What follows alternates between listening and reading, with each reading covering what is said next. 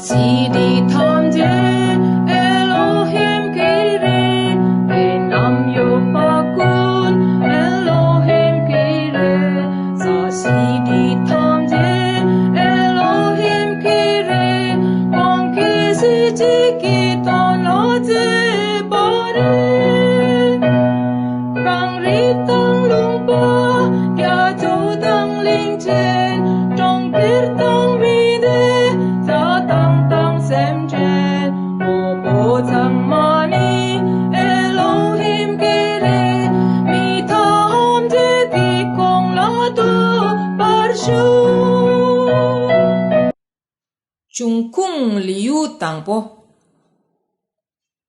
Nam katang sa tsepa Tongmar Elohim ki nam katang sa tseto Yang sani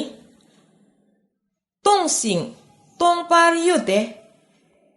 yang tong ki teng tu mum pe magrum yo patang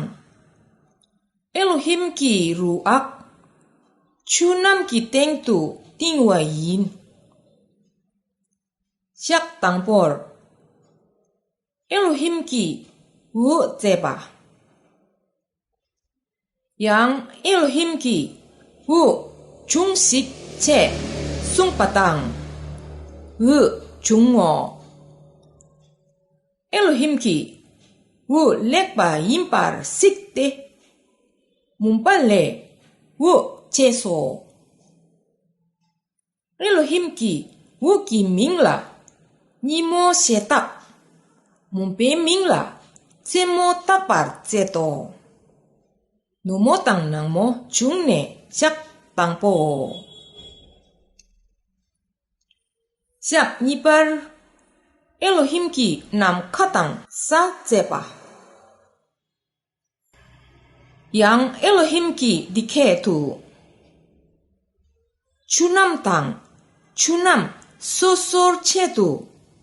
Chunam ki kina Yinsik Chungsik che sungso Elohim ki yin che de Yinki wok na yupe chunam. Yinki kong la yupe chunam le chene. De sintu chungo.